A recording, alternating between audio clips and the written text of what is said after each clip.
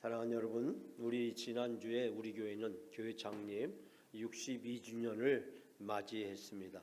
62년 동안 하나님이 우리와 함께 하셨고 우리를 동행하셨고 우리에게 놀라운 은혜와 축복을 베풀어 주셨습니다. 그 하나님의 은혜 때문에 우리가 오늘 이 자리에 있습니다. 이 시간에 지난주 오이베이 때 있었던 우리 대전노회 여전도연합회 샤론 중찬당 초청음악회 행사 영상을 보면서 지난 한 주를 다시 한번 되돌아보는 시간을 갖도록 하겠습니다. 자, 우리 영상을 먼저 같이 보겠습니다.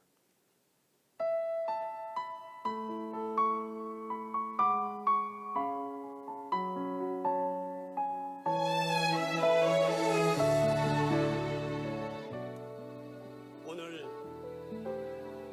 창립 62주년을 맞아 우리는 하나님의 은혜를 노래합니다. 고요한 아침의 나라는 복음의 빛으로 밝았고 분주한 저녁의 나라는 십자가의 빛으로 밝았습니다. 이제와 돌아보니 모든 것이 하나님의 은혜인 것을 흘리고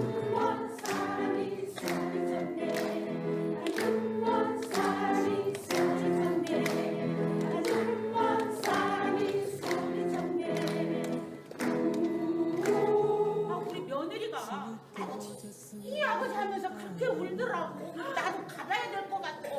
우리 아들도 아버지 하는데 그러면 우리 사원 동일이 내게 오라 내게 오라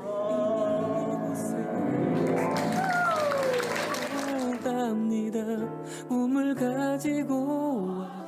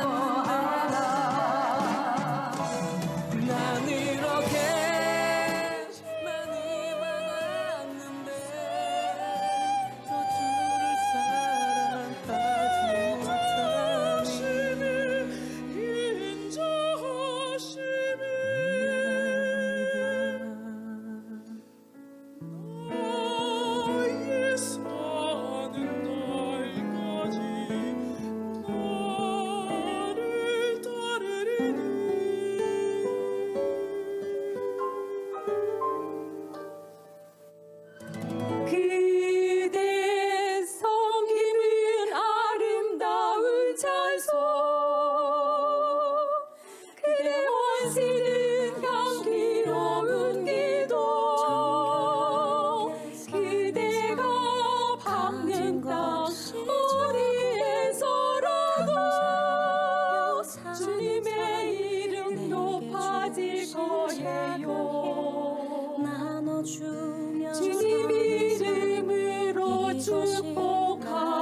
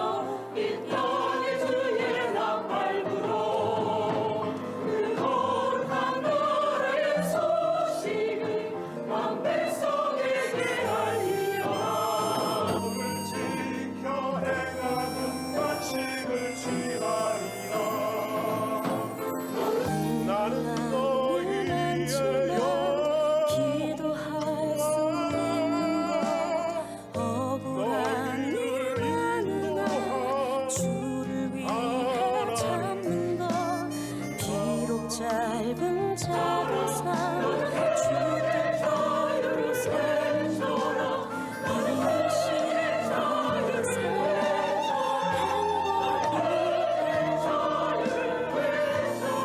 이것이 행복이라고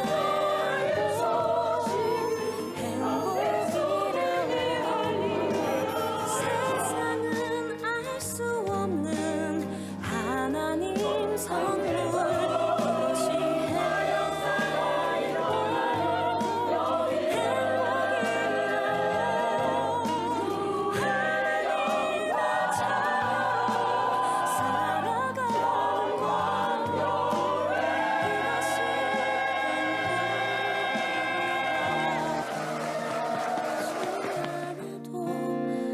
정결하게 사는 삶 가진 것이 적어도 감사하며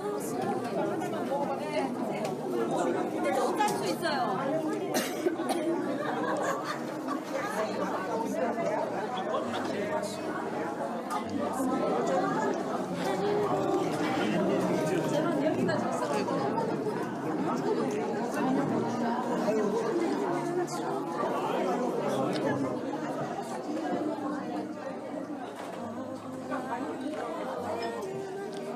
주를 위해 참는 것 비록 짧은 작은 삶 주 뜻대로 사는 것 이것이 나의 삶의 행복이라고.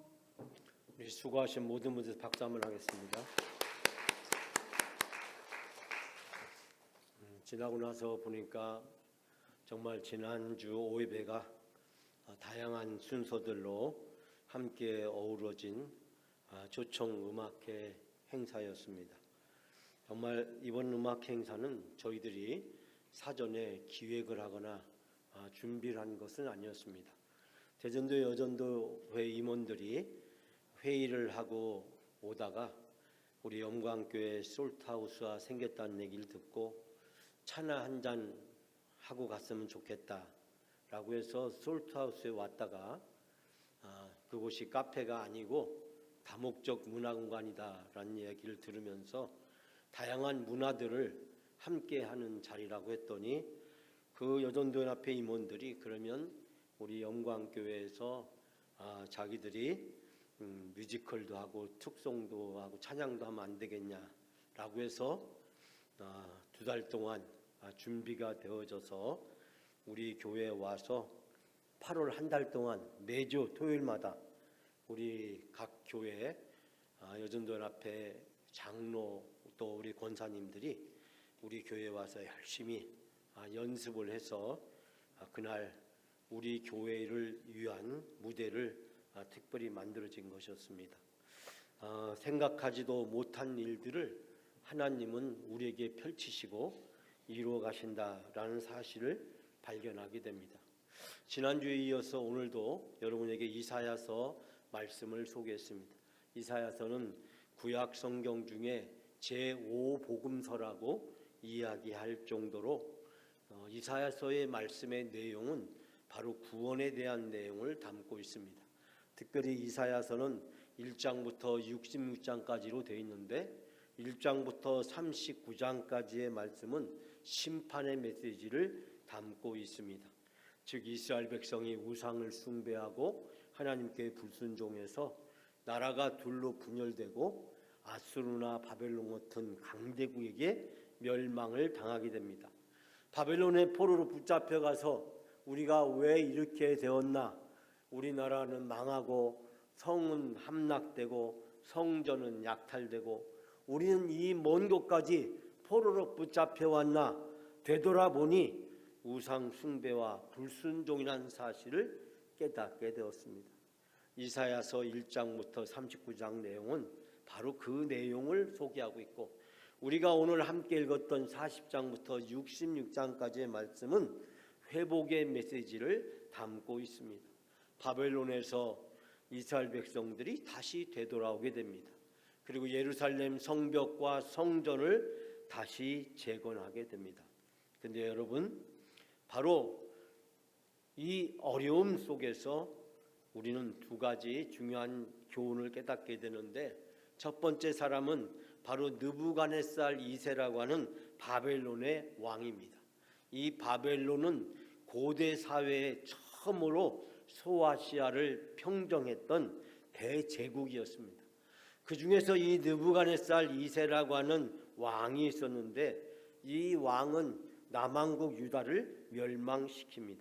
근데 남왕국 유다의 마지막 왕이 시드기야라는 왕이었는데, 이 시드기야 왕은 반바벨론 정책을 펼쳐서 주변의 여러 작은 나라들과 함께 힘을 모아서 거대한 바벨론에게 대항하는 어리석은 짓을 범했다가 결국은 유다가 멸망을 하게 되는데, 그때 아들과 함께 느부갓네살 앞에 끌려갔을 때 바로 이 느부갓네살 왕이, 이 시드기야 왕이 보는 데서 그 자녀들을 죽입니다. 그리고 그 모습을 다 지켜보게 한 후에 이 시드기야 왕의 두 눈을 뽑습니다.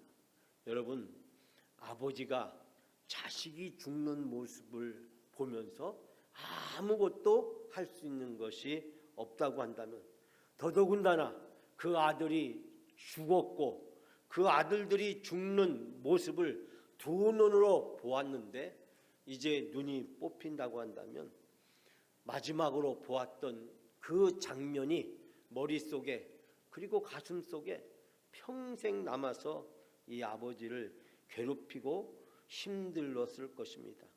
이처럼 이 바벨론 나라는 아주 잔인하고 난폭한 그런 나라였습니다.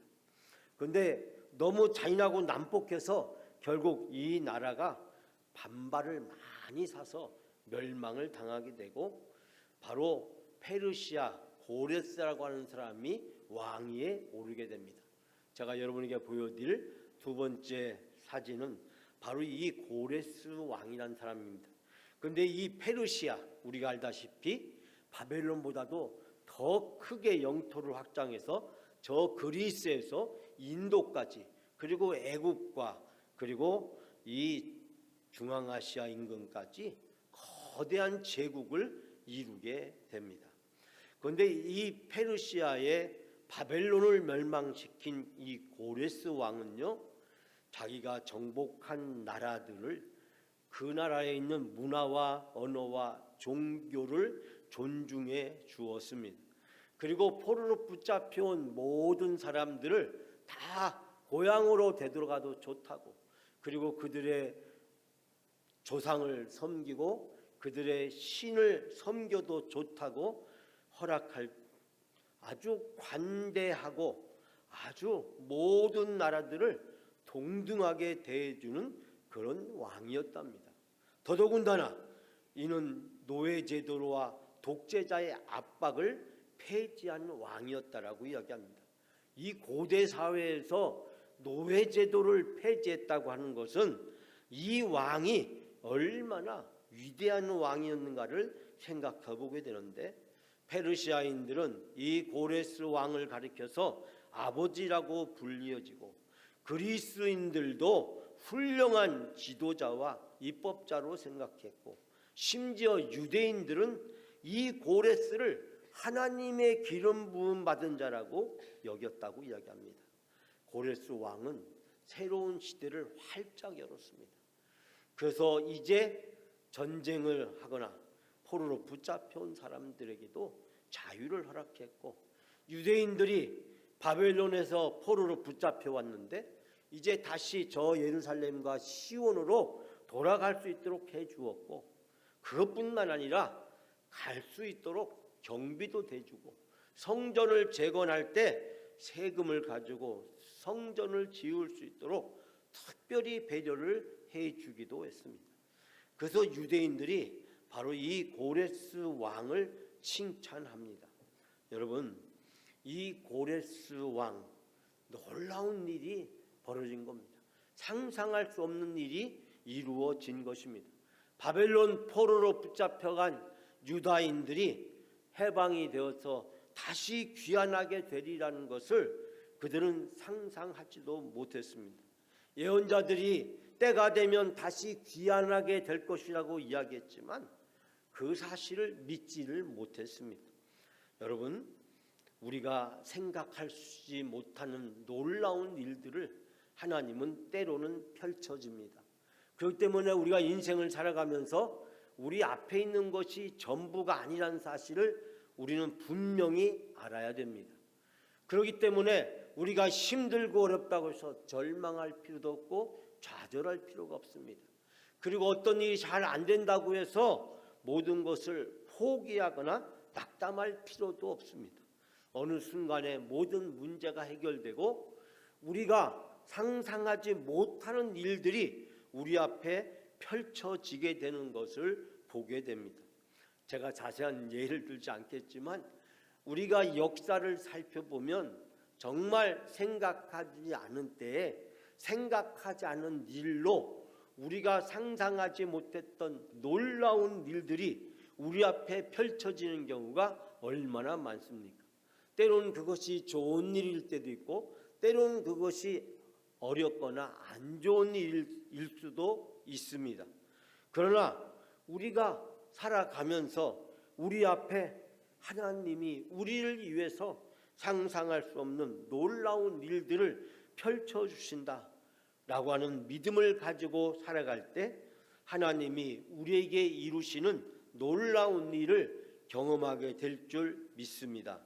사랑하는 여러분, 저는 교회 창립 62주년을 맞이해서 오늘 여러분들과 함께 역전의 명수는 어떠한 삶을 사는 사람일까? 세 가지 드리려고 합니다. 자, 첫 번째는 우리는 모두가 다 불쌍한 사람, 죄인이라고 하는 사실입니다.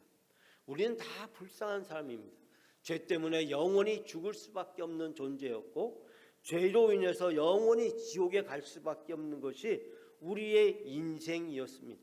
그렇기 때문에 우리는 불쌍한 사람이었습니다. 그러나 우리를 위해서 하나님이 독생자 예수 그리스도를 보내주셨습니다. 그리고 예수 그리스도께서 여러분과 저를 대신해서 십자가에서 죽으셨습니다. 그리고 예수를 믿는 사람은 다 죄사함을 받고 하나님의 자녀가 되는 권세를 주셨습니다. 우리는 죄인이고 불쌍한 사람이지만 하나님이 예수님을 통해서 베풀어 주신 사랑 때문에 하나님의 자녀가 되고 하나님의 상속자가 되고 천국의 영생을 사모하며 바라보는 삶으로 우리의 인생에 놀라운 일들이 생긴 것입니다. 우리의 힘으로, 우리의 방법으로, 우리의 능력으로 이루어진 것이 아닙니다. 어느 날 하나님이 예수 그리스도를 보내주시고 그 예수 그리스도를 통해서 우리가 상상하지 못한 놀라운 일들이 우리 앞에 펼쳐지게 된 것입니다. 그렇기 때문에 우리는 인생을 살아가면서 다른 사람들을 불쌍히 여기고 긍휼히 여기는 마음을 가지고 살아야 됩니다.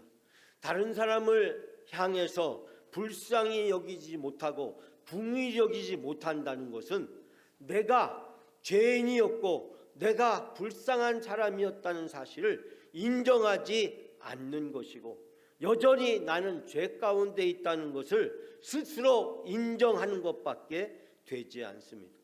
우리 한국 사람들이 극복해야 될 잘못된 문화 중에서 하나가 바로 뒷담화라는 말입니다. 다른 사람이 없는 자리에서 다른 사람의 얘기를 꺼내서 그 사람에게 들으면 큰 상처와 아픔이 될 얘기를 하는 것입니다. 그런데 심리학자들은 이 뒷담화를 부르는 내면에 심리가 있다라고 이야기합니다. 그 심리적 요인이 뭐냐면 첫 번째는 불안감이랍니다. 불안감. 그 사람이 잘나 보이고 인정받는 모습이 왠지 내 초라함을 드러내는 것 같아서 불편하기 때문이라는 것입니다. 즉 남이 잘 되는 거, 잘나 보이는 거, 그것과 나하고 비교해 보니까 내가 초라하게 느껴지는 것이 불편하기 때문이랍니다. 두 번째는 흔들리는 자존감이랍니다. 내가 잘하고 있는지 지금 확신할 수 없기 때문에 누군가가 잘한다 싶으면 그 사람을 깎아내림으로써 자기 자신을 위로하려고 든다는 것입니다. 세 번째는 연결되고 싶은 욕구랍니다. 그 사람에 대한 공통된 불만을 나누면서 다른 사람들과 함께 대화하면서 더 가까워지고 싶어하는 심리. 그래서 다른 사람들과 가까워지고 싶어하는 심리를 이용해서 그 자리에 없는 또 다른 사람을 비난하는 행위를 하게 된다는 것입니다. 네 번째는 표현되지 못한 감정의 배출이라고 이야기합니다. 정면으로 마주하기 힘들었던 불만이나 상처, 제3자에게 털어놓으면서 간접적으로 풀어내는 것입니다. 즉 다른 사람의 흉을 보면서 자기가 가지고 있었던 불안이나 상처가 치유되기를 원하는 묘한 심리를 가지고 있다라고 이야기를 합니다. 여러분, 이 뒷담화는요 도둑질보다 더 해롭다라고 이야기합니다. 타인의 존엄과 평판, 신뢰를 빼앗아가고 이런 것들은 한 번 잃으면 다시 회복하기가 없고 발은 미끄러져서 다시 일었을 수 있지만 혀가 미끄러져 나온 말은 결코 돌이킬 수 없다라고 이야기합니다. 그렇기 때문에 성숙한 사회는 칭찬하는 문화, 감사하는 문화, 섬김의 문화, 나눔의 문화입니다. 대한민국이 극복해야 될 가장 중요한 것이 바로 뒷담화입니다. 언론의 뒷담화. 언론들은 온갖 언론을 가지고 딴 사람을 상처를 주기도 하고 죽음으로 내몰기도 합니다.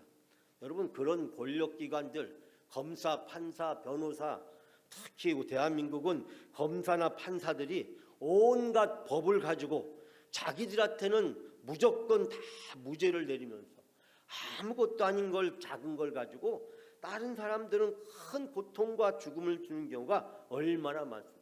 언론들도 그런 경우가 얼마나 많습니까? 그러다 나중에 그것이 진실이 아니라고 드러났다고 해서 그 상처받은 사람이 회복이 됩니까? 검사나 판사에 의해서 잘못된 재판을 받고 고통을 받는 사람이 다시 회복되는 것이 가능한 일입니까? 우리 대한민국이 좀 더 성숙해지고 성숙한 공동체가 되기 위해서는 뒷담화가 없는 칭찬의 문화, 감사의 문화, 섬김의 문화, 나눔의 문화가 있어야 됩니다.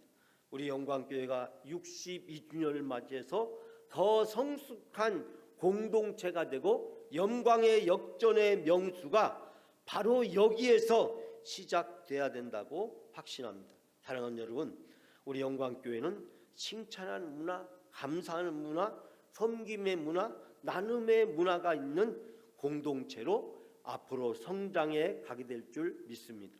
두 번째, 우리는 다 하나님의 사랑을 받은 사람이라고 하는 것입니다. 사랑하는 여러분, 죄인이었던 우리가 예수님의 사랑 때문에 구원받아서 하나님의 자녀가 되고 천국의 상속자가 되었습니다. 그렇다고 한다면 내가 다른 사람을 사랑하지 않는다는 것은 내가 이미 받은 사랑을 부인하는 것입니다. 여러분, 다른 사람을 사랑하지 않는 것은 하나님이 나를 사랑해 준 것을 인정하지 않는 것입니다. 얼마나 무서운 말입니까? 내가 다른 사람을 사랑하지 않고 미워하고 증오한다고 하면 하나님이 예수 그리스도를 통해서 나에게 주신 그 사랑을 받아들이지 않는 것이라는 것입니다. 우리가 가정에서도, 가족들도, 또 회사에서, 또 이웃들과, 심지어 우리 교회 안에서도 모든 만나는 사람들이 서로 좋아하는 사람만 만나려고 하고 싫어하는 사람은 만나지도 않고 눈도 안 마주치고 인사도 안 하고 대화도 안 하는 그런 일들이 우리 사회에 얼마나 많이 있습니까? 전 여러분에게 한 이야기를 들려드리려고 합니다. 귀 어두운 아내입니다. 수십 년 동안 행복하게 살아온 부부가 있었습니다. 어느 날 남편은 아내가 걱정이 되었습니다. 왜냐하면 아내에게 가끔 이야기하면 아내가 그 이야기를 잘 못 듣는 것 같이 느껴졌습니다. 그래서 생각하기를 보청기를 사줘야 되나라고 생각했습니다. 그래서 아내는 가정의사에게 전화로 도움을 요청했습니다. 의사가 간단한 처방법을 가르쳐 주면서 이 처방법대로 먼저 한번 테스트를 해보라고 했습니다. 10m 떨어진 곳에서 보통 대화의 목소리로 한번 말을 해보고 아내가 듣는지 못 듣는지 확인해 보라고 이야기합니다. 만약에 듣지 못하면 이번에는 10m가 아니라 8m에서 똑같은 얘기를 한번 해보라고. 그래서 8m에서 못 들으면 다시 6m 떨어진 곳에서 말해보라고. 이런 식으로 거리를 좁혀가면서 아내와 내 이야기를 어떻게 듣는지 알아야 어떤 보청기를 사용해야 되는지 정할 수 있다라고 이야기해 주었습니다. 다음 날 남편은 아내가 부엌에서 저녁 식사를 준비하고 있는 것을 보았습니다. 그리고 의사가 가르쳐 준 대로 확인할 기회를 만들었습니다. 남편은 아내로부터 10m 정도 떨어진 곳에서 말을 꺼냈습니다. 여보, 오늘 저녁 식사는 뭐예요? 그랬더니 남편이 이렇게 묻는데도 아내는 아무런 대답을 하지도 않았습니다. 이 남편은 고개를 가우뚱하면서 이번에는 10m에서 8m로 왔습니다. 그리고 다시 물었습니다. 여보, 오늘 저녁의 메뉴는 뭐예요? 그랬더니 여전히 아내는 대답이 없습니다. 고개를 다시 까우뚱거리면서 이제 8m에서 6m로 가까이 와서 아내에게 또 물었습니다. 여보, 오늘 저녁에는 뭐 먹지? 그랬더니 여전히 아내는 아무런 대답이 없습니다. 남편은 거리를 좁혀서 이제 4m까지 왔습니다. 4m 가까이 와서 여보, 오늘 저녁에는 뭐 먹지? 아니, 그런데 4m까지 왔는데 10m에서 4m까지 왔는데 여전히 아내가 아무런 대답이 없는 거예요. 이거 정말 큰일 났다 싶어가지고 남편은 아내 바로 뒤에 가서 귀에다 대고 말했답니다. 여보, 오늘 저녁은 뭐 먹어야 돼요? 그랬더니 아내가 소리를 버럭 지르답니다. 여보, 이번에 내가 말해주면 벌써 5번째예요. 치킨이라고요, 치킨. 여러분, 아내가 이미 몇 번 얘기했다고요? 5번을 얘기했는데 이 남편은 아내가 하는 얘기를 못 들었을까요? 들었는데 잃어버린 걸까요? 여러분, 우리는 종종 다른 사람에게 문제의 원인이 있다라고 생각을 하면서 정작 그 문제의 원인이 자기 자신에게 있음을 인정하지 않으려고 든다는 사실입니다. 문제는 나한테 있는데 문제가 아내한테 있는 것처럼 문제는 나한테 있는데 다른 사람에게 문제가 있는 것처럼 우리가 이런 식으로 다투고 감정이 상하는 경우가 부부지간에, 친구지간에, 회사에서 동료지간에, 심지어 교인들 사이에서도 얼마나 많습니까? 사랑하는 여러분, 시세로라는 유명한 철학자는 그런 말을 했답니다. 상대방의 결점을 찾으면서 자기의 결점을 모르는 것은 바보의 독특한 특성이다. 상대방의 결점은 찾으면서 자신의 결점을 모르는 것. 예수님께서도 산상보훈에서도 상대방의 허물과 문제를 찾으면서 자기의 눈에 있는 들보를 깨닫지 못하는 어리석음에 대해서 통렬히 지적을 하셨습니다. 사랑은 남을 탓하지 않고 문제의 원인이 바로 내 탓이고 모든 문제는 나한테 있다라고 인정할 때 진정한 사랑이 시작되는 것입니다. 사랑하는 여러분, 내가 함께하는 사람들이 천사로 보이면 내가 천사인 것이고, 내가 함께하는 사람들이 천사로 보이지 않고 사랑스럽게 받아들이지 않는다면 지금 바로 그 사람이 아니라 나에게 문제가 있다는 사실을 우리로 하여금 깨닫게 해주고 있습니다. 마지막 세 번째로, 우리는 미우나 고우나 천국에서 영원히 함께 살 사람들입니다. 사랑하는 여러분, 우리는 이 세상에서 잠시 살다가 헤어질 사람이 아닙니다. 우리 성도들은 천국에 가면 다시 만납니다. 그리고 하나님과 예수님과 함께 영원히 살게 됩니다. 그런데 이것은 내가 정한 것이 아닙니다. 하나님이 정한 것입니다. 그러므로 우리는 받아들여야 됩니다. 부모나 자식 간에도 믿음이 없으면 천국에 함께 가지 못합니다. 그러나 우리 모든 성도들은 다 믿음을 가지고 구원을 받았기 때문에 내 의사와 상관이 없이 모든 성도들은 다 천국에 가게 된다는 것입니다. 그렇기 때문에 미우나 고우나 천국에 가서 영원히 함께 살 사람인 것입니다. 그렇다면 우리가 서로를 어떻게 대해야 될까요? 혹시 여러분 안톤의 밤이란 얘기를 들어보셨습니까? 안톤이란 사람은 독일에서 가장 사랑받는 빵집의 주인이었던 유대인 제빵사였다라고 이야기합니다. 유대인 제빵사 이 안톤, 그는 홀로코스트에 끌려갔는데 거기에서 살아남았다라고 이야기합니다. 이야기는요, 아우슈비츠라고 하는 곳을 향하는 기차에서 시작됩니다. 겨울에, 추운 겨울에 옷도 제대로 입지 못하고 이불이나 그 어떤 것도 제대로 갖추지 못했는데 많은 사람들이 화물차에 빽빽이 실려서 음식물이나 물도 없이 겨울밤을 보내면서 가고 있었습니다. 밖에 눈은 계속해서 내렸고 칼바람 속에서 죽음의 그림자가 굳게 드리워졌습니다. 그런데 함께 끌려가고 있던 바로 옆에 있는 노인분이 있었는데 그 노인분이 밤이 깊어지면 깊어질수록 심히 몸이 떨고 있었다고 합니다. 안톤 역시 추위에서 얼어붙을 지경이었지만 자기 자신의 손으로 그 노인의 얼굴과 팔다리를 문지르면서 몸이 따뜻하게 해주었다고 이야기합니다. 그러면서 그 노인에게 계속해서 말을 건네면서 내가 누구였고 어디에서 무엇을 했고 어떻게 살았고 내가 빵집에서 빵을 어떻게 만들었고 얘기를 그 노인분에게 계속해서 이야기해 주면서 밤새도록 그를 꼭 껴안아 주었다라고 이야기합니다.